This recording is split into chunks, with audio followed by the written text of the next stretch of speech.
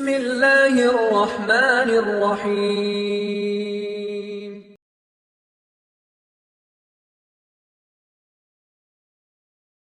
பிறர் மீது நல்லெண்ணம் கொள்ளுதல்.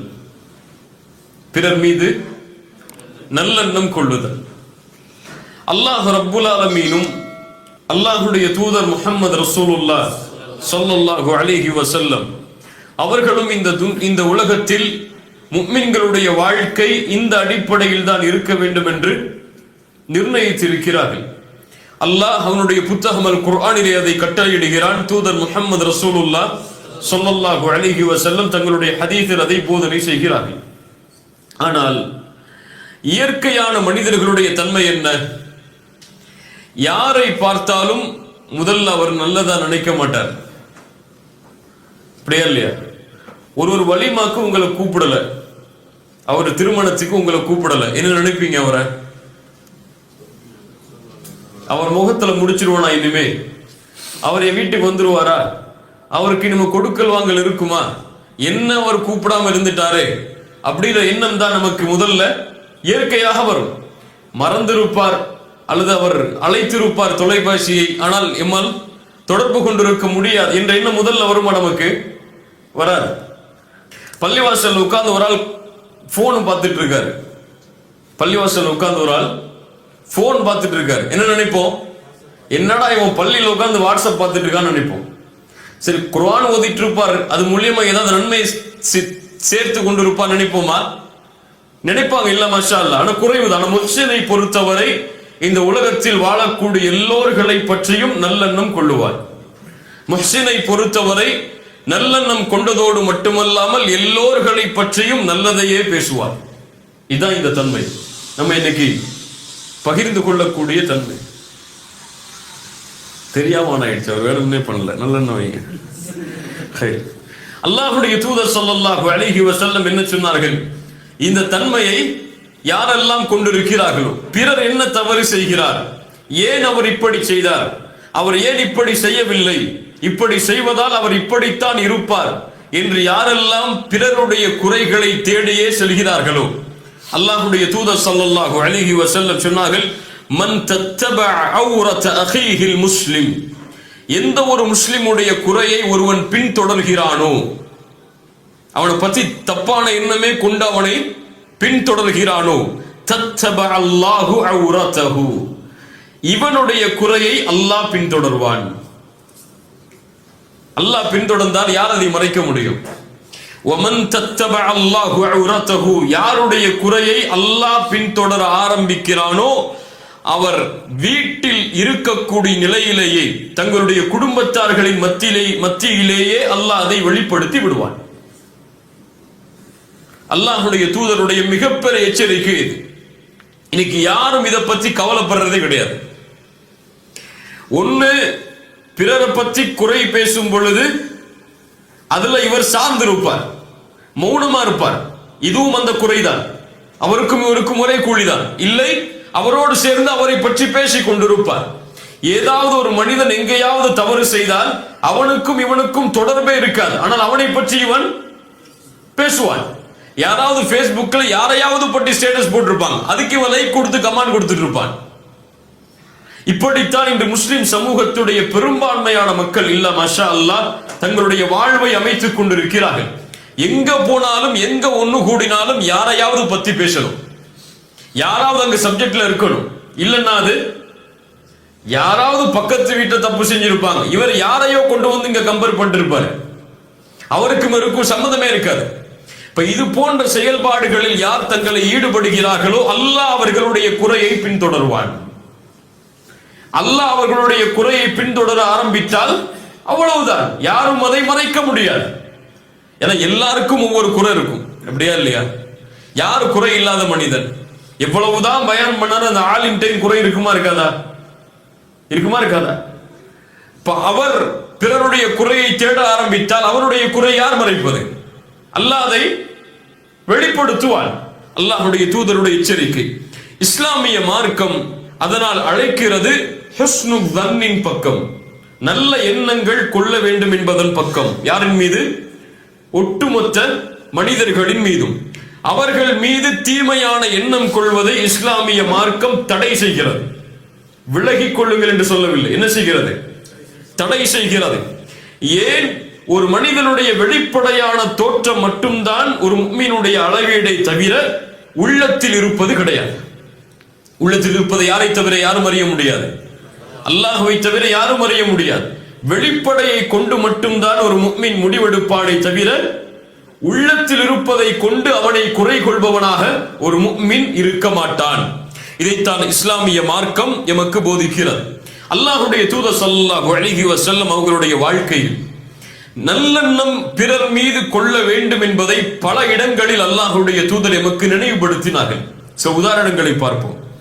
உஸாமா இப்னு ஸைத் இப்னு ஹாரிஸா, உஸாமா இப்னு ஸைத் ரலியல்லாஹு அன்ஹு மிகச் சிறந்த நபி தோழர். அவர்கள் சொல்லுகிறார்கள், அல்லாஹ்வுடைய தூதர் எங்களை ஹுரக்கா என்ற ஒரு கூட்டத்தார்களை அவர்களோடு போர் செய்வதற்காக ஒரு குழுவை அனுப்புகிறார்கள். சராயா, படைக்குழு. சராயா என்றால் படைக்குழு. அந்த குழுவில் அல்லாஹ்வுடைய தூதர் இருக்க மாட்டார்கள். அதனால் அது போர் கிடையாது. சராயா, அல்லாஹ்வுடைய தூதர் யாரையாவது நியமித்து நீங்கள் அந்த ஊர்வாசிகளை போர் செய்யுங்கள் என்று அல்லாஹ்வுடைய தூதர் அனுப்புவார்கள். அப்படி அனுப்பக்கூடிய நிலையில் உஸாமா இப்னு ஸைத் அவர்களும் அங்கே செல்கிறார்கள். அந்த ஊர்வாசிகள் சிறைபிடிக்கப்படுகிறார்கள். அந்த கூட்டத்தார்கள். போர் நடக்கிறது. உஸாமா இப்னு ஸைத் அவர்கள் சொல்லுகிறார்கள், நானும் ஒரு அன்சாரி தோழரும் ஒருவரை பார்த்தோம் அந்த கூட்டத்தார்ல. அவரை நாங்கள் கொலை செய்ய வேண்டும் என்று அவர் மீது போர் செய்து அவரை கொலை செய்ய வேண்டும் என்று நாங்கள் முன்னால் சென்ற பொழுது அவர் சொன்னார், லா இலாஹ இல்லல்லாஹ். அன்சாரி தோழர் விலகிக் கொண்டார். என்ன? கலிமா சொல்லிட்டார். இனிமே அவரை அல்லாஹ்வுடைய தூதர் தடை செய்தது, விலகிக் கொண்டார். ஆனா உஸாமா இப்னு ஸைத் சொன்னார்கள், நான் அவரை ஈட்டியால் குத்தி கொலை செய்து விட்டேன். புரியுதா? உஸாமா இப்னு ஸைத் லா இலாஹ இல்லல்லாஹ் சொன்ன அந்த மனிதரை கொலை செய்து விட்டார்கள். அந்த படை திரும்பி வருகிறது அல்லாஹ்வுடைய தூதரிடத்தில். நடந்த செய்தி அல்லாஹ்வுடைய தூதருக்கு சொல்லப்படுகிறது. அல்லாஹ்வுடைய தூதர் ஸல்லல்லாஹு அலைஹி வஸல்லம் அவர்கள் கேட்டார்கள், யா உஸாமா அகதல்தஹு பஅதமா قال லா இலாஹ இல்லல்லாஹ். ஒரு மனிதன் லா இலாஹ இல்லல்லாஹ் என்று கூறியதற்கு பிறகு அவரை கொலை செய்தாயா? அவர் மீது நீ போர் தொடுத்தாயா? உஸாமா இப்னு ஸைத் சொன்னார்கள், அல்லாஹ்வுடைய தூதரே, அவர் தன்னை பாதுகாத்துக் கொள்வதற்காகத்தான் சொன்னார். என்ன சொன்னார்? அவர் தன்னை பாதுகாத்துக் கொள்வதற்காகத்தான் சொன்னாரை தவிர மனசால அவர் சொல்லல. அல்லாஹ்வுடைய தூதர் ஸல்லல்லாஹு அலைஹி வஸல்லம் அவர்கள் சொன்னார்கள், இது வெளிப்படையாக மனிதனுக்கு தெரியக்கூடியது. ஒருத்தர் போர் தொடுக்க போகும்போது அவர் லா இலாஹ இல்லல்லாஹ் சொன்னா அவர் தன்னை பாதுகாத்துக் கொள்வதற்காக சொல்கிறார் என்று உலகத்தில் எல்லாரும் சொல்லுவாங்க. அல்லாஹ்வுடைய தூதர் ஸல்லல்லாஹு அலைஹி வஸல்லம் எப்படி பக்குவப்படுத்தினார்கள் பாருங்கள். மறுபடியும் கேட்டார்கள். இந்த பதிலுக்கு பிறகும் அகதல்தஹு பஅதமா قال லா இலாஹ இல்லல்லாஹ், ஒரு மனிதன் லா இலாஹ இல்லல்லாஹ் என்று கூறியதற்கு பிறகும் அவனோடு நீ போர் செய்தாயா? மறுபடியும் கேட்டார்கள். உஸாமா இப்னு ஸைத் காரணத்தை சொல்லுகிறார், எதுக்கு நான் அவர் மேல போர் செஞ்சேன்னு சொல்லி. அல்லாஹ்வுடைய தூதர் அந்த காரணத்தை ஏற்றுக்கொள்ளவில்லையே. அவர் வாயால சொன்னதுக்கு பிறகு அவர் மறைச்சு சொன்னாரா மறைக்காம சொன்னாரா சொல்லி உங்களுக்கு என்ன அதுல தேவை இருக்கு உஸாமா? சுப்ஹானல்லாஹ். அவர் நாவால் மொழிந்து விட்டால் அவர் மீது நல்லெண்ணம் கொண்டு அன்சாரியை போன்று நீங்களும் விலகி இருக்க வேண்டுமே. உஸாமா இப்னு ஸைத் சொல்லுகிறார்கள், அல்லாஹ்வுடைய தூதர் இந்த வார்த்தையை திரும்ப திரும்ப கூறிக்கொண்டே இருந்தார்கள். நான் நினைத்தேன் இந்த நாளுக்கு பிறகு நான் இஸ்லாமை ஏற்றிருக்க வேண்டும் என்று. புரியல என்ன அர்த்தம்? இந்த நாள் என்னை விட்டு கடந்து போய் இந்த பாவம் எல்லாம் போனதுக்கு பிறகு இஸ்லாமை ஏற்றிருக்க வேண்டுமே என்று நினைக்கும் அளவிற்கு அல்லாஹ்வுடைய தூதர் திரும்ப திரும்ப அந்த வார்த்தையை சொன்னார்கள். சுப்ஹானல்லாஹ். எதிரிகள் கூட தங்களை பாதுகாத்துக் கொள்ள வேண்டும் என்பதற்காக லா இலாஹ இல்லல்லாஹ்வை மொழிந்த பொழுது அல்லாஹ்வுடைய தூதர் நல்லெண்ணம் வை அவர் மீது, ஹுஸ்னுல் ஸன்னை வை உஸாமா என்று சொன்னார்கள். இன்னொரு நிகழ்வை பாருங்கள். அலி இப்னு அபி தாலிப் அவர்கள் யமன் தேசத்திலிருந்து ஒரு தங்கத்தை அனுப்புகிறார்கள். தங்க குவியல். அல்லாஹ்வுடைய தூதர் முக்கியமான நபித்தோழர்களை மட்டும் அழைத்து பங்கு வைக்கிறார்கள். சில நபித்தோழர்கள் அதை பார்த்த மற்ற நபித்தோழர்கள் எல்லாம் சொன்னார்கள், சில நபித்தோழர்கள் சொன்னார்கள், குன்னா நஹ்னு அஹக்க பிஹாதா மின் ஹாஉலா, கொடுக்கப்பட்டவர்களை விட நாங்கள் தானே இதற்கு தகுதியானவர்கள். அல்லாஹ்வுடைய தூதர் எங்களுக்கு கொடுத்திருக்கணும். அல்லாஹ்வுடைய தூதர் யாருக்கு கொடுத்துட்டாங்க? அந்த நபித்தோழர்களுக்கு மட்டும் கொடுத்துட்டாங்களே. நஜ்ஜாருடைய கோத்திரத்தில் உள்ள அந்த நபித்தோழர்களுக்கு மட்டும் கொடுக்கப்பட்டதே ஏன் என்று சில நபித்தோழர்கள் கேள்வி கேட்டார்கள். அல்லாஹ்வுடைய தூதருக்கு இந்த கேள்வி கொண்டு போய் சேர்க்கப்பட்டது. அல்லாஹ்வுடைய தூதர் செஞ்சதுக்கு காரணம் சொன்னாங்க சில ஹதீஸ்ல. ஏன் செஞ்சாங்க? அவர்கள் புதிதாக இஸ்லாமை ஏற்றவர்கள், அவர்களுக்கு கொடுத்தால் அவர்களுடைய ஈடுபாடு ஈமானோடு இஸ்லாமோடு அதிகரிக்க வேண்டும் என்பதற்காக அல்லாஹ்வுடைய தூதர் கொடுத்தார்கள். அதில் அநீதம் செய்யல அல்லாஹ்வுடைய தூதர், மஅதல்லாஹ். அல்லாஹ்வுடைய தூதர் ஸல்லல்லாஹு அலைஹி வஸல்லம் சொன்னார்கள், நீங்கள் என்னை நம்பிக்கை கொள்ளவில்லையா? வானத்தில் உள்ள இறைவனை நான் நம்பிக்கை கொண்டிருக்கும் பொழுது அவன்தான் எனக்கு காலையிலும் மாலையிலும் வகையை இறக்குகிறான். இந்த நபியை நீங்க நம்பிக்கை கொள்ள மாட்டீங்களா? உங்களுக்கு நல்லதுதான் செஞ்சிருப்பேன்னு சொல்லி. அப்போ ஒரு மனிதர் எழுந்திருக்கிறார். சஹாபாக்கள் அந்த மனிதருடைய தோற்றத்தை சொல்லுகிறார்கள். அவர் கண்ணு உள்ள போய் இருக்கு, அவருடைய கண்ணம் எல்லாம் பெருத்து இருக்கு, அவருடைய நெற்றி கூர்மையா இருக்கு, அவர் ஆடையை கொஞ்சம் இருக்க கட்டி இருக்காரு, கீழாடைய தாடி கோர்வையா இருக்கு, ரொம்ப அடர்த்தியா இருக்கு. அந்த மனிதர் கேட்கிறார், யா ரசூலல்லாஹ் இத்தகில்லாஹ், அல்லாஹ்வுடைய தூதரே அல்லாஹ்வை பயந்து கொள்ளுங்கள். அவர் ஏத்துக்கல இந்த வார்த்தை சொன்னதுக்கு பிறகு. அல்லாஹ்வுடைய தூதர் சொன்னார்கள், வைலக் அலஸ்து அஹக்க அஹ்லில் அர்தி இத்தகில்லாஹ், அல்லாஹ்வை இந்த பூமியிலேயே அதிகமாக பயப்படுபவன் நான் இல்லையா? யாரை பார்த்து சொல்ற நீ இப்படி? அல்லாஹ்வுடைய தூதர் ஸல்லல்லாஹு அலைஹி வஸல்லம் பணிவோடு கேட்கிறார்கள். உடனே அந்த மனிதர் எழுந்து திரும்பி போயிடுறார். இந்த மனிதர் அல்லாஹ்வுடைய தூதரை பார்த்து பயந்து கொள்ளுங்கன்னு சொன்னாரு. அந்த மனிதர் திரும்பி போயிடுறார். காலித் இப்னு வலீத் கேட்கிறார்கள், யா ரசூலல்லாஹ், அவருடைய கழுத்தை வெட்டி விடவா? யாருக்கு கோவராது? யார் இந்த பூமியில் தக்குவாவை கற்றுக் கொடுத்தார்கள் அவரை பார்த்து பயந்து கொள்ளுங்கள் என்று தக்குவாவை ஞாபகப்படுத்தினால் என்ன அர்த்தம்? அதற்கு நேர்மையாக நடந்து கொள்ளுங்கள் என்று அர்த்தம். அவர் தூதர் அநீதமா நடந்து கொண்டார் நினைச்சிருக்கார். சஹாபாக்களுடைய கோபம் நியாயமானது. காலித் இப்னு வலீத் கேட்டார்கள், அல்லாஹ்வுடைய தூதர் அவருடைய கழுத்தை வெட்டவா? அல்லாஹ்வுடைய தூதர் ஸல்லல்லாஹு அலைஹி வஸல்லம் சொன்னார்கள், லா லஅல்லஹு அய்யகூன யுஸல்லி, அவர் தொழக்கூடியவராக இருக்கலாம் காலிதே, வேண்டாம். சுப்ஹானல்லாஹ். அவர் ஒரு தீமையை நடக்கிறார். அல்லாஹ்வுடைய தூதர் எதை ஞாபகப்படுத்துறாங்க? அவர் தொழுகையாளியா இருக்கலாம். அதை நினைச்சு பாரு நீ. இதை விட்டு நீ இவர் செஞ்ச இந்த குற்றத்தை விட்டு அவர் தொழுகையாளியா இருக்கலாம். அப்படியா இல்லையா? ஒரு மனிதன் எல்லா வாழ்க்கை முழுக்க அவருடைய வாழ்க்கையில பாவம் தான் இருக்குமா? ஏதாவது நல்ல கரையை செய்ய மாட்டான். போற வழியில ஒரு கஷ்டப்பட்டிருக்கவனுக்கு 100 திரகம் கொடுத்துட்டு போயிருவான். நமக்கு 100 திரகம் கொடுக்குறது கஷ்டமா இருக்கும். அவனும் அதே கஷ்டத்துல இருப்பான், 100 திரகம் கொடுப்பான். நம்ம தொழுவோம், அவன் தொழுவ மாட்டான். அவ்வளவுதான் வித்தியாசம் இருக்கும். நம்ம அவனை எப்படி பார்ப்போம்? இவன் நரகத்துக்கு போயிடுவான பார்ப்போம், தொழுகாததுனால. அப்படியா இல்லையா? இவன் போய் பேசுவான், இவன் மற்றவங்களை பத்தி பேசுவான், இவன் பயானுக்கெல்லாம் வரமாட்டான், அதனால இவன்லாம் பாவி அப்படின்னு பார்ப்போம். இல்ல மாஷா அல்லாஹ், அல்லாஹ் பாதுகாத்தவர்களை தவிர. அல்லாஹ்வுடைய தூதர் என்ன சொன்னாங்க? லஅல்லஹு யகூன யுஸல்லி, அவர் தொழக்கூடியவராக இருக்கலாம். இப்ப காலித் பின் வலீத் சொன்னாங்க, வகம் மின் முஸல்லின் யகூலு பிலிசானிஹி மா லைஸ ஃபீ கல்பி, எத்துணை தொழுகையாளிகள் உள்ளத்தில் இல்லாததை நாவால் மொழிகிறார்கள். எத்துணை தொழுகையாளிகள் உள்ளத்துல இல்லாத நாவால சொல்றாங்க அல்லாஹ்வுடைய தூதரே. அந்த மாதிரி இவரும் இருப்பார். ஏத்துக்கொள்ளல காலித் இப்னு வலீத் அவர்களுக்கு. அல்லாஹ்வுடைய தூதர் ஸல்லல்லாஹு அலைஹி வஸல்லம் சொன்னார்கள், காலிதே, நான் ரலியல்லாஹு அன்ஹு பிறருடைய உள்ளத்தை துளையிட்டு பார்ப்பதற்காகவோ அவர்களுடைய வயிறுகளை பிளந்து பார்ப்பதற்காகவோ நான் அனுப்பப்படவில்லை. சுப்ஹானல்லாஹ். யார் கற்றுக் கொடுத்த ஒழுக்கம் பாருங்கள். இதான் தீன், இதான் மார்க்கம். பிறருடைய உள்ளத்தை திறந்து பார்ப்பதற்கு நான் அனுப்பப்படவில்லை. அவனுக்கும் அல்லாஹ்வுக்கும் முடியாது. அதனை நான் ஏன் தலையிடணும்? இன்று கண்ணியத்தோடு அல்லாஹ்வுடைய தூதர் நடந்து கொண்டார்கள். இவன் யார் தெரியுமா? திரும்பி போனாரு. எவ்வளவு பெரிய குற்றவாளி தெரியுமா? அல்லாஹ்வுடைய தூதர் சொன்னார்கள், இந்த மனிதர் செல்கிறாரே என்னை விட்டு திரும்ப, இவரில் இருந்துதான் ஒரு சமூகம் உருவாகும். குர்ஆனை ஓதுவார்கள், அவர்களுடைய தொண்டைக்கு கீழே இறங்காது.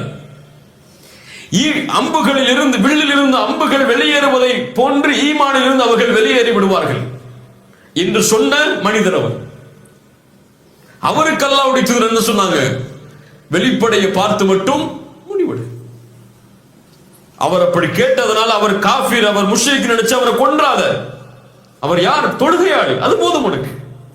அவர் மீது நல்லெண்ணம் கொள்றதுக்கு அது ஒண்ணு போதும் ஹாலிது என்று அல்லாஹ்வுடைய தூதர் ஸல்லல்லாஹு அலைஹி வஸல்லம் பக்குவப்படுத்தினார். இப்ப தூதருடைய ஒட்டுமொத்த வாழ்க்கையிலும் இந்த தன்மையை பார்க்கலாம். யாராவது ஒருவர் தவறு செய்வதாக வந்தால் முதலில் அவரை மக்கள் தவறாக நினைப்பதற்கு முன்னால் அல்லாஹ்வுடைய தூதர் அவருடைய நன்மையை சொல்லி அவரை சாந்தப்படுத்துவார்கள். பின்னாடி பார்ப்போம் பல நிகழ்வுகளை. இதைத்தான் அல்லாஹ்வும் எமக்கு கட்டளையிடுகிறான் சூரத்துல் ஹுஜராத்துடைய வசனத்தில், யா அய்யுஹல்லதீன ஆமனு இஜ்தனிபு கஸீரம் மினத்-தன். அதிகமான சந்தேகங்களை விட்டு விலகி விடுங்கள்.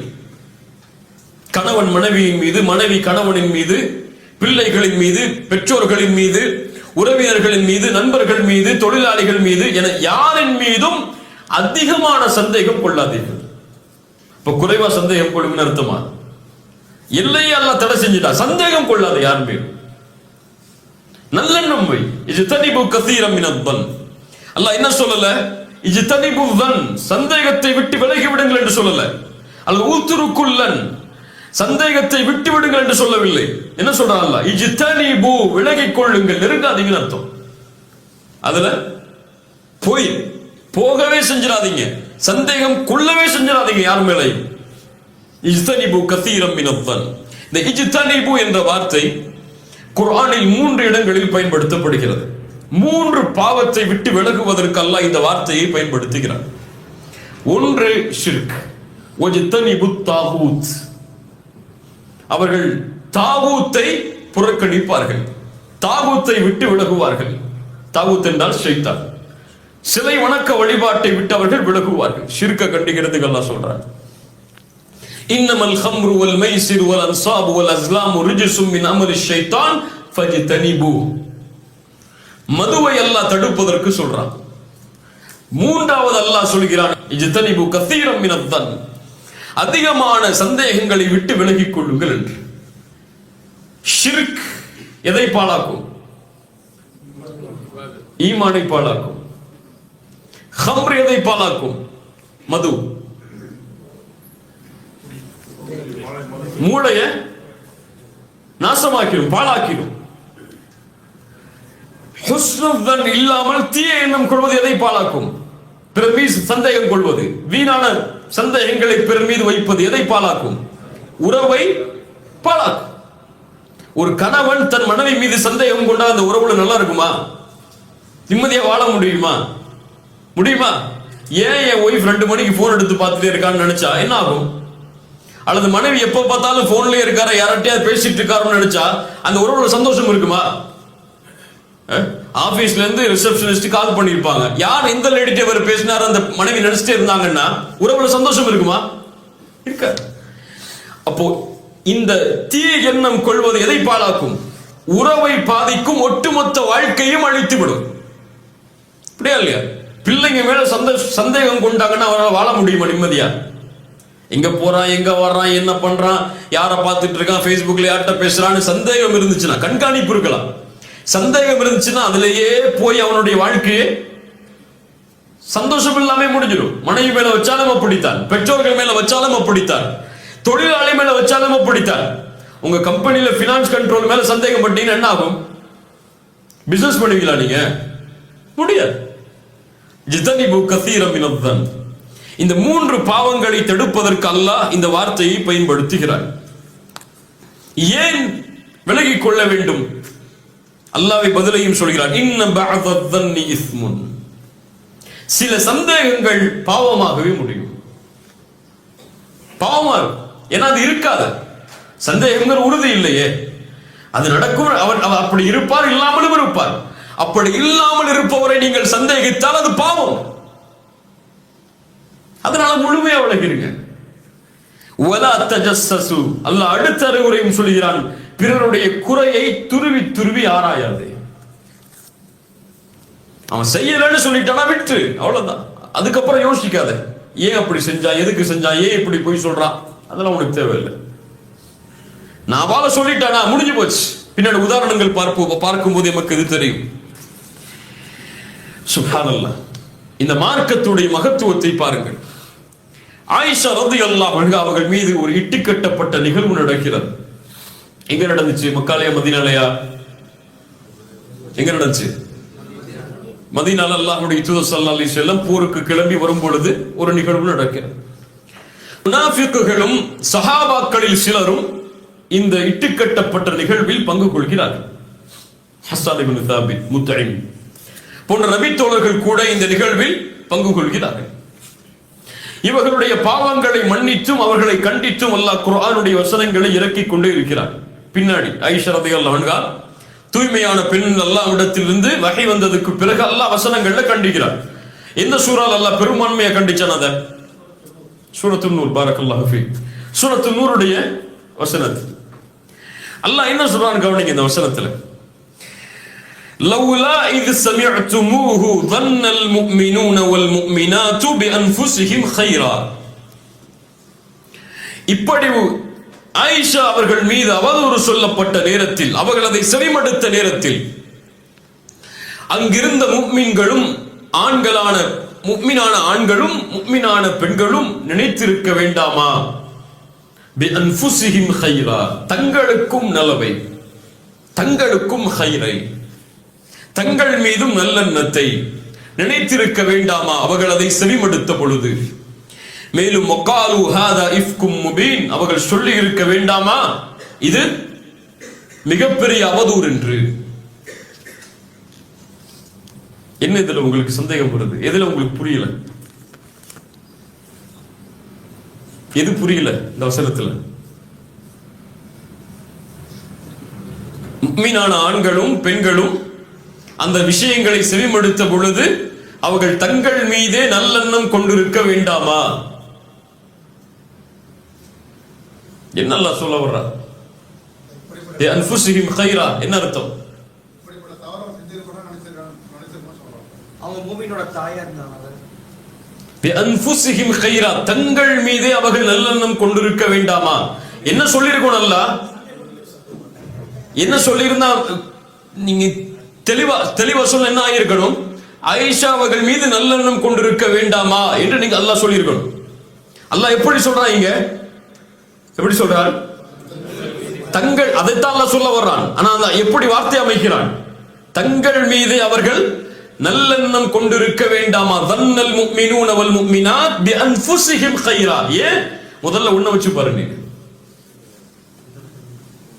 உலமாக்கள் சொல்கிறார்கள் இந்த வசனத்திற்கு விளக்கம் சொல்லும் போது முதல்ல உன்ன வச்சு பாரு.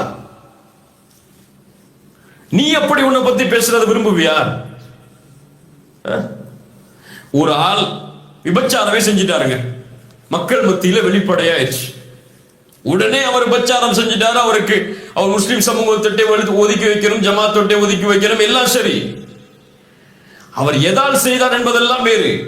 உனக்கு முன்னால் அப்படி ஒரு சூழ்நிலை வந்தால் உன்னால் அதை பாதுகாக்க முடியுமா? அதை நினைச்சு பார்த்திருக்குமா? நினைச்சு பார்த்திருக்குமா? கிடையாது. இப்ப எனக்கு ஒரு சூழ்நிலை இது போன்று வந்தால் நான் இதில் இருந்து விலகிக் கொள்வேனா? அப்படி ஒரு வேளை ஷைத்தானுக்கு கட்டுப்பட்டு அல்லாஹ் பாதுகாக்க வேண்டும். அப்படி செய்தால் இது போன்று மக்கள் என்னை பற்றி பேசுவதை நான் விரும்புவேனா? அல்லாஹ் தான் கேட்க வர்றான். சுப்ஹானல்லாஹ், என்ன வார்த்தை அமைப்பு பாருங்களேங்க. பிஅன்ஃபுஸிஹிம் கைரா, அவர்கள் தங்களுக்கு நலவை விரும்பி இருக்க வேண்டாமா? முதல்ல அவங்க தங்கள்ல இருந்து ஆரம்பிக்கட்டும். உன்னை நினைச்சு பாரு, பிறரை பற்றி பேசும்போது நீ அந்த இடத்துல இருந்தா இப்படி நடந்திருப்பியா? முடியாது. பிஅன்ஃபுஸிஹிம் கைரா வகாலு ஹாதா இஃப்கும் முபீன், தெளிவான அவதூறு என்று அவர்கள் நாவால் சொல்லி இருக்க வேண்டுமே.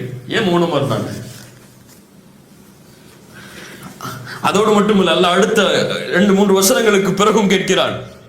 வலௌலா இத் சமிஅ்துமூ, அவர்கள் அதை செவிமடுத்த பொழுது குல்தும் மா யகூனு லனா அன் நதகல்லம பிஹாதா, இதை குறித்து நாங்கள் பேசுவதற்கு தகுதி இல்லாதவர்கள் என்றும் அவர்கள் சொல்லி இருக்க வேண்டாமா?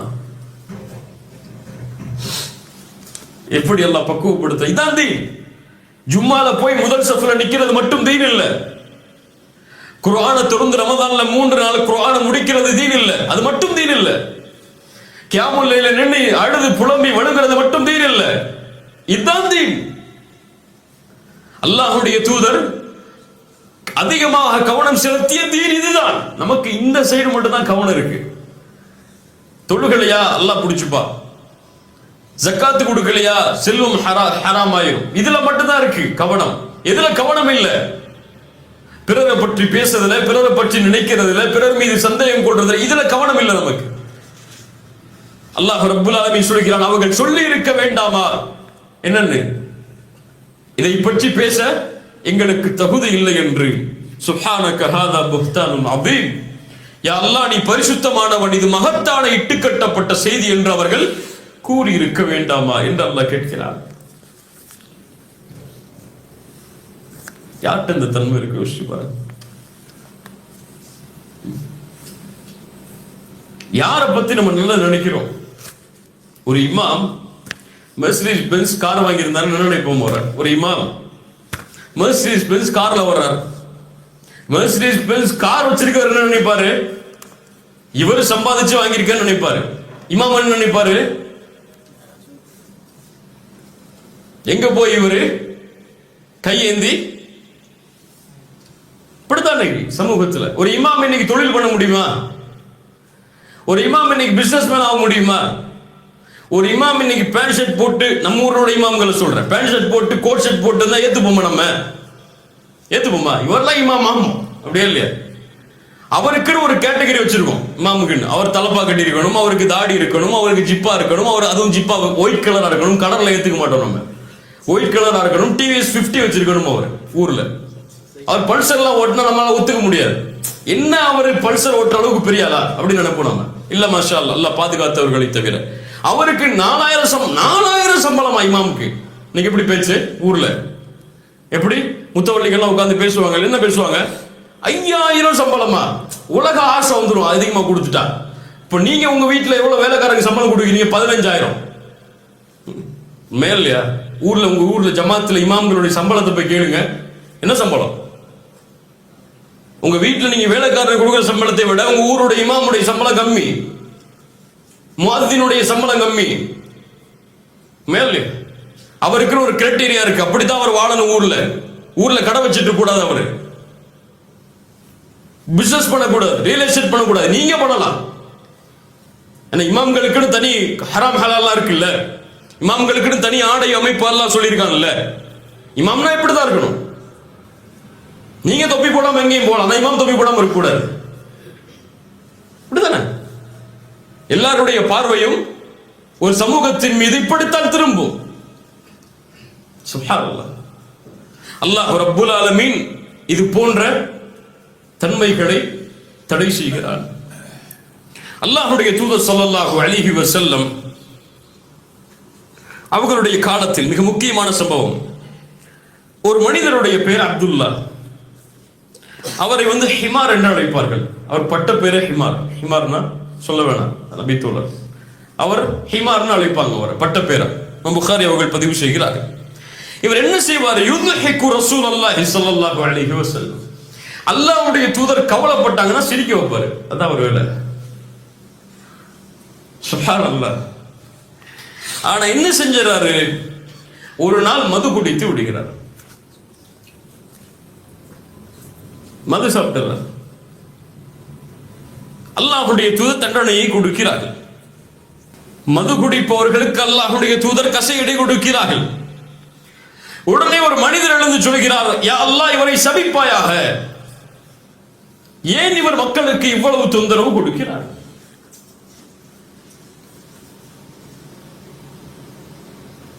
இப்படி சஹாபாக்களுடைய பேரை களங்கப்படுத்திட்டார.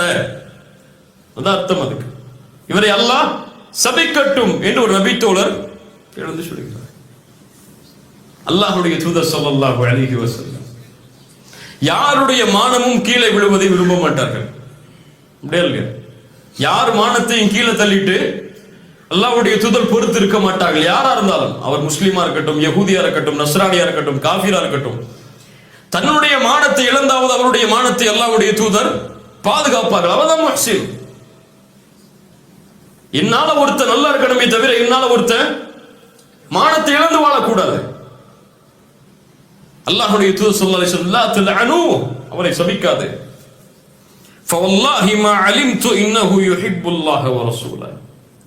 அல்லாஹ்வின் மீது சத்தியமிட்டு சொல்கிறேன், நான் அறிந்திருக்கிறேன் அவர் அல்லாஹ்வையும் அல்லாஹ்வுடைய தூதரையும் நேசிக்கிறார். இது நிறைய ஃபிக்ஹுடைய சட்டம் இருக்கு இந்த ஹதீஸில், அதை விடுவோம் அங்க. ஆனா என்ன அல்லாஹ்வுடைய தூதருடைய தன்மையை பாருங்க. இங்க இதான் அவர் மக்கள் வெளிப்படையா இழிவுபடுத்துறோம்னு நினைக்கிறாங்க. அல்லாஹ்வுடைய தூதர் எப்படி மனசுல வச்சிருக்காங்க அவர் மேல? அவர் தெரியாமல் அறியாமல் அந்த பாவத்தை செய்தாலும் அவர் யாரை நேசிக்கிறார்? அல்லாஹ்வையும் அல்லாஹ்வுடைய தூதரையும் நேசிக்கிறார். இது போதும். அவரை நீங்க சபிக்கணும்னு அவசியம் தேவையில்லை. அல்லாஹ்வுடைய தூதர் ஸல்லல்லாஹு அலைஹி வஸல்லம் அதனால தான் சொன்னார்கள், மன் ரத்த அன் இர்தி அஹி ரத்தல்லாஹு அன் வஜ்ஹிஹி அன்னார யௌமல் கியாமா. யார் பிறர் மானம் பற்றி பேசப்படும் பொழுது தன்னை விலக்கிக் கொள்கிறாரோ அல்லாஹ் நாளை மறுமையில் அவருடைய முகத்தை நரகத்தில் இருந்து விலக்கிக் கொள்வார். இது வேணும்னா செய்வோம் இன்ஷா அல்லாஹ். யாராவது பத்தி பேசுறாங்களா? யா அஹி, எனக்கு தேவையில்லை இது. அவருக்கும் அல்லாஹ்வுக்குள்ள விஷயம். என்கிட்ட வந்து ஏன் சொல்ற? அல்லாஹ் அவருக்கு திருந்தணும்னா அவர்கிட்ட போய் நேரடியா அந்த மாத்திக்க சொல்லு. என்னை இழுத்து என்னையும் பாவையால ஆக்கிறத போயிரு. உன்னோட சேர்ந்து என்னையும் இழுக்கிறதுக்கு பிளான் போட்டு சைத்தான் வேலை பார்க்காத. தயவு செஞ்சு போயிரு. அவருக்கு மானத்தை அவரே வச்சுக்கிட்டோம். அவர் செஞ்ச பாவம் எனக்கா? அவர் ஒரு பெண்ணோட பேசிட்டாரு, பெண்ணோட தொடர்பு கொண்டாரு, உபச்சாரம் செஞ்சாரு, மஅதல்லா. இவர் செஞ்ச பாவம் எனக்கா? யாருக்கு செஞ்சாரு? அல்லாஹ்வுக்கு. அவர் அல்லாஹ் மன்னிக்கிறதும் மன்னிக்காம இருக்கிறதும் அல்லாஹ்வுடைய விருப்பம். அதை ஏன் என்கிட்ட வந்து சொல்ற என்று யார் பிறர் மானம் பற்றி பேசப்படும் பொழுது வேண்டாம் என்று ஒதுங்கிக் கொள்கிறாரோ, தன்னை விலக்கிக் கொள்கிறாரோ, அல்லாஹ் அவரை நாளை மறுமையில் நரகத்தில் இருந்து விலக்குவார்.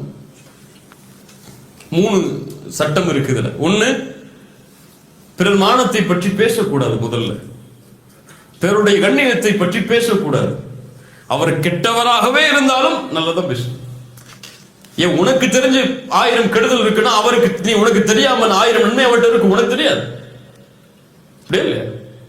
அவருக்கு தாடி இருக்காது, ஆனா அவர் தஹஜ்ஜுத் தொழுவார், உனக்கு தெரியாது. அந்த பொண்ணு நிக்கா போட்டிருக்க மாட்டா, ஆனா எந்த ஒரு ஆண் டைம் பேசாம பேஸ்புக்ல இருப்பா, அது உனக்கு தெரியாது. நிக்கா போட்டிருக்க பெண் பல பேர் அதை செய்யறாங்க. தாடி வச்சிருக்க பல பேருக்கு தஹஜ்ஜுத் இல்ல. இப்ப உனக்கு இல்லாத நன்மை அவரிடத்தில் இருக்கும், நீ அதை பத்தி நினைக்காத. முதல்ல பேசக்கூடாது பிறருடைய மானத்தை பற்றி. 2வது, இந்த ஹதீஸில் இருந்து பேசப்படும் சபைகளில் இருக்கக்கூடாது. பேசப்படும் சபைகளில் இருக்கக்கூடாது. அப்படி இருந்தால் சும்மா இருக்கக்கூடாது. 3வது சட்டம், ரத்த, திருப்பிடணும். வேணாம், இருக்கு, ஸ்டாப் பண்ணி, இதுக்கு மேல இதை பத்தி பேசாத. இன்று இந்த 3 தன்மையை யார் செயல்பட்டு நடக்கிறாரோ அவரை அல்லாஹ் நாளை மறுமையில் நரகத்தில் இருந்து பாதுகாப்பான். தொழுகை மட்டும் இல்ல, அதனால தொழுகையில ஈடுபாடு எல்லாம் இருங்கிற காரணம் அல்ல இது. இதுல மட்டும் முக்கியத்துவம் இல்ல. நம்முடைய வாழ்க்கையில நம்ம அன்றாடம் நினைக்கக்கூடிய எம்மோடு இருக்கக்கூடிய இந்த குணங்கள், இதுல மாற்றம் வேணும். அவர்தான் மீன முஹ்சின், அல்லாஹ்வுடைய நேசத்தை பெற முடியும். இமாம் ஷாஃபிஈ ரஹிமஹுல்லாஹ் மரணப்படுக்கையில் இருக்கிறார்கள். இமாம் ஷாஃபிஈ மரணப்படுக்கையில் இருக்கிறார். அவருடைய மாணவர் ஒருவர் இருக்கிறார். வந்து சொல்றார், கவ்வல்லாஹு தஅஃபக யா இமாம். இமாமே, உங்கள் பலகீனத்தை அல்லாஹ் உறுதிப்படுத்தட்டும் அப்படிங்கிறார். பலகீனம் உறுதியாச்சுன்னா என்ன ஆகும்? என்ன ஆகும்? அவர் என்ன சொல்லி இருக்கணும்? கவ்வாக்கல்லாஹு மின் தஅஃபிக அவ் கவ்வாக்கல்லாஹு அன் தஅஃபிக. இந்த பலகீனத்தில் இருந்து அல்லாஹ் உங்களுக்கு உறுதியை தரட்டும் என்று சொல்லியிருக்கணும். அவர் என்ன சொல்றாரு? அவருக்கு தெரியாம மாத்தி சொல்லிட்டார். இமாம் ஷாஃபிஈ புரிந்து கொண்டாங்க. ஊந்துர் மாதா தகுல். அவர் என்ன சொல்றாருன்னு பாருங்க. என்ன சொல்றாரு அவரு? கவ்வல்லாஹு தஅஃபக், அல்லாஹ் உங்களுடைய பலகீனத்தை உறுதி கொடுக்கட்டும் என்று சொல்கிறார். அப்படி உறுதி கொடுத்தால் நான் உயிரோடு வாழ முடியாது. அப்ப அந்த மாணவர் சொல்றாரு, யா இமாம், நான் ஒருபோதும் அந்த நினைவில் சொல்லவில்லை. நான் ஒருபோதும் அந்த நினைவில் சொல்லல. இமாம் ஷாஃபிஈ சொல்றாங்க, நீ என்ன திட்டி இருந்தாலும் நீ அப்படி சொன்ன நினைச்சிருக்க மாட்டேன் நான் உன்னை. புரியுங்க, நல்லா புரியுங்க. நீ அப்படியே சொல்லி இருந்தாலும், அந்த எண்ணத்திலேயே சொல்லி இருந்தாலும் நான் அப்படி நினைச்சிருக்க மாட்டேன் ஒண்ணு. இதான் ஹுஸ்னுத்தன். அவர் தெரியாம அவருடைய மொழியில ஒரு வார்த்தை பேசி இருக்கலாம். அப்போ அவர் உள்ளத்தாலே அப்படி பேசாம நினைச்சாரு, தப்பு. சில ஊர்ல பழக்கம் இருக்கும், அவர் இவர்னு சொல்லுவாங்க, அவர் இவர்னு சொல்லுவாங்க. ஒரு அல்லாஹ்வுடைய தூதர் அவர் வந்தார் அவர் போனார்பாங்க. நமக்கெல்லாம் அது ஒரு கண்ணிய குறைவான வார்த்தையா தெரியும். உடனே ஒரு தூதருக்கு கண்ணியம் கொடுக்க மாட்டேங்கிறான்னு சொல்லிடக்கூடாது. ஹஸ்னுத்தன், அவரும் மொழி நடையா இருக்கலாம், அது அவ்வளவுதான். அது அவருக்கு கண்ணியமா இருக்கலாம், இல்லையா? இப்படி சின்ன சின்ன விஷயத்திலையும் பிறர் செய்யக்கூடிய தவறுகள் முன்னால் வரும் பொழுது நல்லெண்ணம் ஒப்புமே, அவர் நல்லதா செஞ்சிருப்பாரு, நல்லதா நினைச்சிருப்பாரு, தெரியாம நடந்திருக்கும், விட்டுருவோமே என்று நல்லெண்ணம் கொள்வதற்கு இமாம் ஷாஃபிஈ மரண படுக்கையில் கூட வழிகாட்டுகிறார். ஈசா அலைஹிஸ்ஸலாம் புகாரி அவர்கள் பதிவு செய்கிறார்கள். கேட்ட சம்பவம் தான். ரஜுலன் யஸ்ரிகு, ஒரு மனிதர் திருடுவதை பார்க்கிறார். ஒரு மனுஷன் திருடுறதை பார்க்கிறார். ஃபகால லஹு அஸ்ஸரக்த, நீ திருடினாயா என்று கேட்கிறார்கள். ஹஸ்ன கல்லா வல்லாஹ், கல்லா தல்லா என்று எல்லா சத்தியமும் செய்றார். நான் திருடவே இல்லை, அல்லாஹ்வின் மீது சத்தியம் பெற்று. கண்ணை பார்க்கறாங்க அவர் திருடுறத. கல்லா வல்லாஹி வல்லாஹி அல்லதி லா இலாஹ இல்லாஹு, படைத்த இறைவனை தவிர வேறு இறைவன் இல்லை, ஒருபோது நான் திருடல என்றார் அவர். இமாம் ஷாஃபிஈ, இமாம் ஈசா அலைஹிஸ்ஸலாம் சொன்னார்கள், ஆமன்து பில்லாஹ் வ கذبtu ஐனி, அல்லாஹ்வை நம்பிக்கை கொள்கிறேன், என் கண் பொய் சொல்லி விட்டது.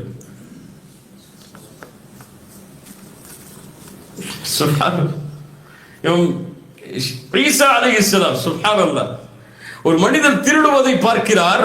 அவர்கிட்ட கேட்கிறாங்க, திருடினியப்பான்னு சொல்லி. அவர் என்ன சொல்லிட்டாரு? அல்லாஹ்வின் மீது சத்தியம் பண்ணி சொல்ற திருடறன்னு சொல்லி. என்ன நினைச்சாங்க உடனே? நீ அல்லாஹ் மேல சத்தியம் பண்ணாலும் திருடறன்னு சொன்னாங்களா? நீ உனக்கு ஒண்ணு பத்தி எனக்கு தெரியாதா, நீ எத்தனை சத்தியம் பண்ணுவன்னு?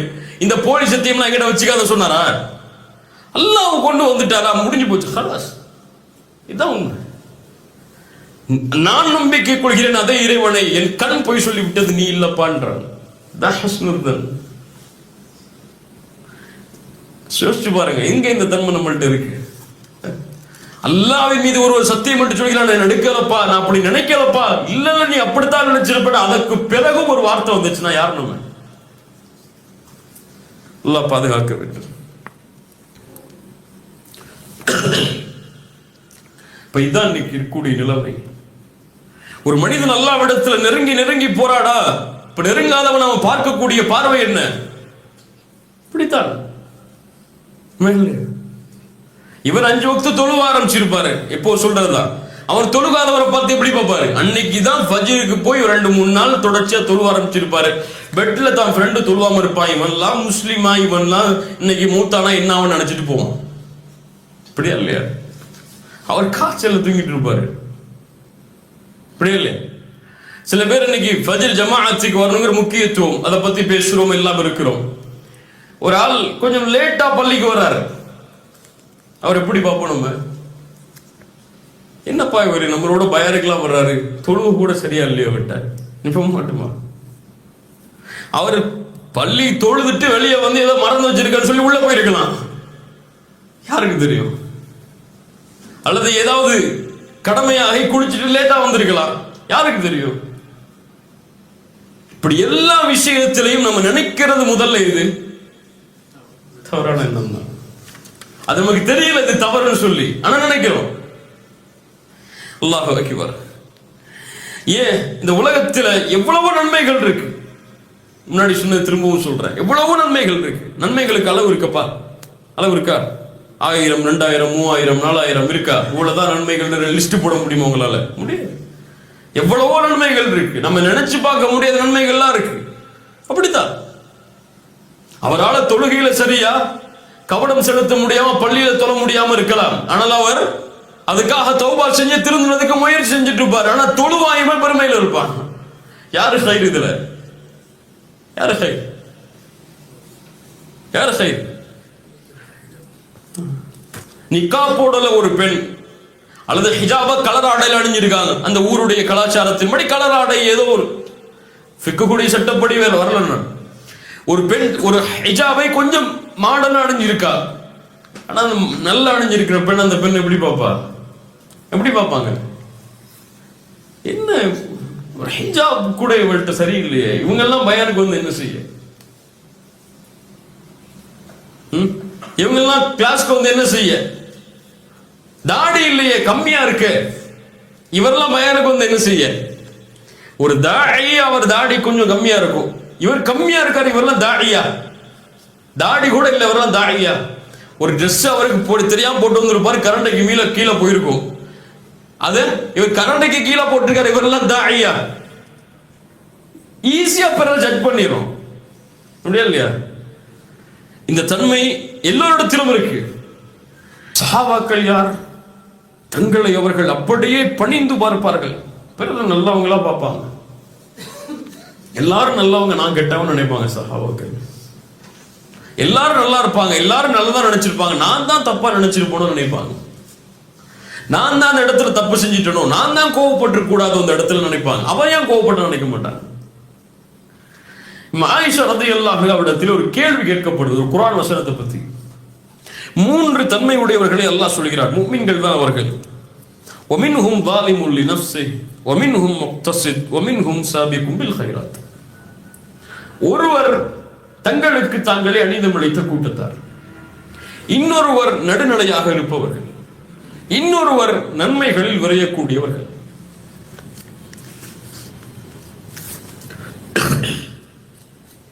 ஆயிஷா ரலியல்லாஹு அன்ஹா சொல்றாங்க பதில், அப்படியா?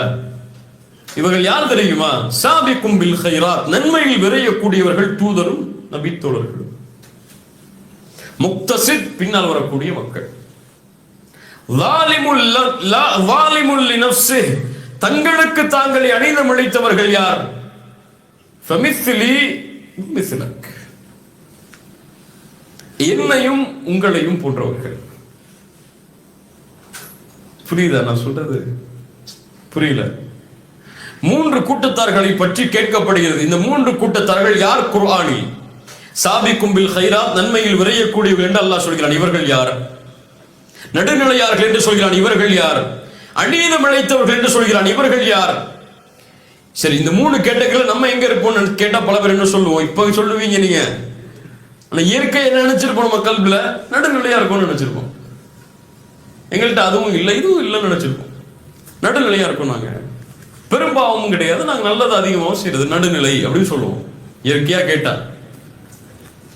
ஆனா ஆயிஷா ரலியல்லாஹு அன்ஹா யார்? சாபிக்கும் பில் கைராத்துடைய கூட்டத்தில் இருப்பவர்கள், நன்மையில் விரையக்கூடியவர்கள், தூதருடைய மனைவி, இபாதத்தில் எந்த குறையும் இல்லாதவர்கள், அல்லாஹுவால் சான்று கொடுக்கப்பட்ட ஒரு நபித்தோழி பெண். என்ன சொன்னார்கள்? தன்னை எங்க கொண்டு வந்து நிறுத்தினாங்க? நன்மையில் விரையக்கூடியவர்கள் கொண்டு வந்து நிறுத்தல. நாங்க நபித்தோழர்கள் நடுநிலைன்னு கூட சொல்லல. நானும் நீயும் அநீதம் அளிக்கக்கூடிய கூட்டம் தான். யாருக்கு மனசு வரும்? நம்ம இந்த கூட்டத்தில் அவர் இருக்காரா, இவர் இருக்காரா, அவர் இருக்காரான்னு தேடுவோம் இல்லையா? நான் இருக்கேன்னு நினைக்க மாட்டேன். ஏன் அவர் அன்னைக்கு என்ன பத்தி பேசினாரு, இவரையே அன்னைக்கு இவரை பத்தி பேசினாரு, இவரையே அன்னைக்கு அவரை பத்தி பேசினாரு, இப்ப கூட திங்க் பண்ணிட்டு இருப்போம். ஆனா நம்ம பேசியிருப்போம், அதை நினைச்சு பார்க்க மாட்டோம். உமர் இப்னு கத்தாப் ரலியல்லாஹு அன்ஹு நிஃபாக்குடைய பட்டியல் கொடுக்கப்பட்ட நபித்தோரிடத்தில் சென்று என்ன கேட்டார்கள்? முனாஃபிக் பட்டியலில் என் பேர் இருக்கிறதா என்று பார்த்து சொல்கின்றார்கள். யார் இவர்கள்? தூதருடைய காலத்தில் கூட கேட்கலங்க. அவங்க அமீருல் முஃமினீன் உமர் ஆகும்போது கூட கேட்கல. கலீஃபா ஆகி முஸ்லிம் சமூகத்தை வழிநடத்தி கொண்டிருக்கக்கூடிய மிகப்பெரிய பொறுப்பில் உலகமெல்லாம் உமரை பார்த்து வியக்கிறது. அப்போது கேட்டார்கள், சொர்க்கம் நற்செய்தி சொல்லப்பட்ட, சொர்க்கத்தில் மாளிகை சொல்லப்பட்ட, நபித்துவம் எனக்குதான் அல்லாஹ்வுடைய தூதருக்கு பிறகு அல்லாஹ் கொடுப்பதாக இருந்தால் என்று சொல்லப்பட்ட, என்னை பார்த்து ஷைத்தான் ஒரு தெருவிலே விரண்டு செய்கிறான். இந்த ஹதீஸ்லாம் உமருக்கு தெரியாதா? தெரியாம வாழ்ந்தாங்களா? இப்படி சொல்லப்பட்ட ஒரு மனிதர் தன்னை எப்படி நினைக்கிறாரு? நான் முனாஃபிகான்னு நினைக்கிறார். நீங்க நல்லா பயான் பண்றீங்க, நல்லா பேசுறீங்க, நல்ல தாவா செய்றீங்க, நல்ல மார்க்க நிகழ்ச்சிகள் எல்லாம் கலந்து கொள்றீங்கன்னா அவர் தன்னை வந்துட்டோம்ப்பா சரியான பாதைக்கு நினைப்பார். கரெக்டா வந்துட்டோம், இதான் நம்ம வந்த இடம் நினைப்பாரு. அவ்வளவுதான். இனிமே மூத்தானா ஜன்னத்துல் ஃபிர்தௌஸ் தான் நமக்கு. இன்னைக்கு மூத்தானா கபூர்ல 3 கேள்வி உடனே பாஸ் பாஸ் பாஸ், 100 and 100 உடனே நமக்கு புதுமகன் புது மனைவி தூங்குற மாதிரி தான் இன்னைக்கு நினைப்பாரு. உஸ்மான் இப்னு அஃபான் அவ்வளவு கண்ணியம் கிடைத்த பிறகும் கபூர்ல போய் அழுதாரு. இதான் முதல் வீடு, இங்க எனக்கு வெற்றி கிடைக்குமான்னு நினைச்சாரு. நமக்கு அது இல்ல, அதான் கபூருக்கு போறது இல்லை, அதான் மௌத்து நினைச்சு பயப்படுறது இல்லை. அல்லாஹ் பாதுகாப்பானாக, அல்லாஹ் பாதுகாப்பானாக. இப்போ ஒரு முஃமின் நல்ல எண்ணத்தை கொள்ள வேண்டும். அதற்காக தன்னுடைய நஃப்ஸோடவன் போராட வேண்டும். சாதாரண குணம் இல்லை, அதோட நஃப்ஸோடவன் போராட வேண்டும். ஷைத்தான் நாடி நரம்புகளில் ஓடுகிறான். அவன் எப்போதுமே பிறரை பற்றிய தவறான எண்ணத்தை தான் உள்ளத்தில் ஏற்படுத்துவான். அதை எப்படி ஹைராக்குறது, அவன் தான் மக்சித். அது எப்படி அந்த ஷைத்தான் வரக்கூடிய அந்த பாதை அடைத்து வேணாம் நல்லெண்ண போன் எப்படி நினைக்கிறது, அதான் அங்க முக்கியம். அதற்காக ஒவ்வொரு முஃமினும் முஜாஹிதாக தன்னுடைய உள்ளத்தில் வாழ வேண்டும். அல்லாஹ்வுடைய தூதர் ஸல்லல்லாஹு அலைஹி வஸல்லம் அவர்கள் ஒரு முறை சஃபியா ரலியல்லாஹு அன்ஹா அவங்களோடு இந்த இஅ்திகாஃபுடைய ரமதானுடைய நேரத்தில் அவங்களுடைய வீட்டு வரை கொஞ்சம் நடந்து போறாங்க. இப்ப 2 நபி தோழர்கள் அல்லாஹ்வுடைய தூதருக்கு சலாம் சொல்லிவிட்டு கொஞ்சம் வேகமா போறாங்க. அன்சாரி தோழர்கள் கொஞ்சம் வேகமா நடந்து போறாங்க. அல்லாஹ்வுடைய தூதர் ஸல்லல்லாஹு அலைஹி வஸல்லம் சொன்னாங்க, அலா கொஞ்சம் வெயிட் பண்ணுங்க. இன்னமா ஹிய சஃபியத்து பின்த் ஹுயை, நாம் பேசிக் கொண்டிருந்த பெண் சஃபியா. சுப்ஹானல்லாஹ் யா ரசூலல்லாஹ், அல்லாஹு அக்பர் யா ரசூலல்லாஹ், உங்கள் மீதா நாங்கள் அப்படி நினைப்போம். நீங்க ஒரு பெண்ணோட பேசிக் கொண்டிருந்தீங்கன்னா நினைப்போம், என்ன சொல்றீங்க அல்லாஹ்வுடைய தூதரே? அல்லாஹ்வுடைய தூதர் ஸல்லல்லாஹு அலைஹி வஸல்லம் சொன்னார்கள், இன்ன ஷைத்தான் ஒவ்வொரு மனிதனுடைய நாடி நரம்புகளிலும் ஓடுகிறான், இரத்த நாளங்களில் ஓடுகிறான். அவன் உங்களுடைய உள்ளத்தில் எதையாவது போட்டு விடுவானோ என்று நான் பயந்தேன். உடனே கிளியர் பண்ணிட்டாங்க, அவ்வளவுதான்.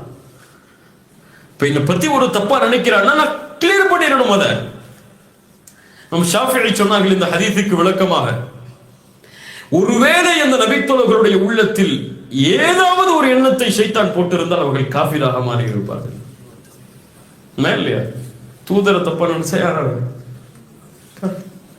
அல்லாஹ்வுடைய தூதர் அந்த வழியை அடைத்தார்கள். அவங்களுக்கு தெரியும் அப்படி நினைச்சிருக்க மாட்டாங்க, இருந்தாலும் சொன்னாங்க கூப்பிட்டு, இல்ல என் மனைவி தான். அல்லாஹ்வுடைய தூதர் இதில் பாதுகாப்போடு நடந்து கொண்டார்கள். சுப்ஹானல்லாஹ். ஒரு முஹ்சின் தூதருடைய வழிகாட்டுதலின்படி தன்னை மாற்றிக்கொள்வார். இன்ஷா அல்லாஹ் மாற்றிக்கொள்ளலாம். அதுக்காகத்தான் இந்த சபைகள், இந்த அறிவுரைகள் எல்லாம். எல்லார் மேலையும் நல்லெண்ணம் வைப்போம், யாரை பற்றியும் தவறான எண்ணம் இருக்கக்கூடாது. ஒரு முஹ்சின் அப்படி தவறான எண்ணம் வைத்திருந்தால், பிறரை பற்றி தவறாக பேசி இருந்தால், இன்னைக்கு போய் நல்லது பேசுங்க அவரை பத்தி, அவருக்கு ஹைர பத்தி பேசுங்க. எப்ப அவர் இப்படி செஞ்சிருந்தா சொன்ன, ஆனா இப்ப எப்படி இருக்காரு தெரியுமா, அவரு 5 வக்த் தொழுறாருப்பா, மாஷா அல்லாஹ், நல்லது பேசுங்க அவரை பத்தி.